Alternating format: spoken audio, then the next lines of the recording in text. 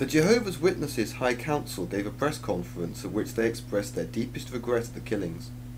They gave a sincere promise not to bother in the future any of the relations of the victims of the Ding Dong Sevens. It was a nice thought. Even so, many thousands left the church.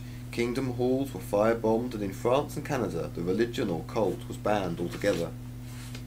The newly completed second mansion, intended to house the prophets when they returned to Earth, was blown sky high by anti-Jehovah's Witnesses activists known as Jehovah's Witnesses.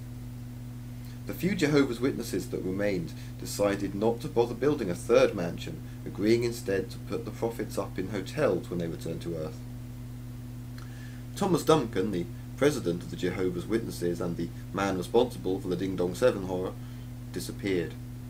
Just before he disappeared, he phoned a radio show and said that his faith remained unshaken.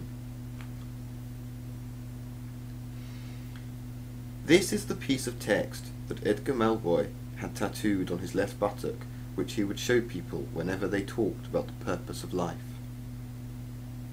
What alone can our teaching be? That no one gives a human being his qualities, not God, not society, not his parents or ancestors, not he himself. No one is accountable for existing at all, or for being constituted as he is, or for living in the circumstances and surroundings in which he lives. He is not the result of special design, a will, a purpose. He is not the subject of an attempt to attain to an ideal of man, or an ideal happiness, or an ideal of morality. It is absurd to want to hand over his nature to some purpose or other.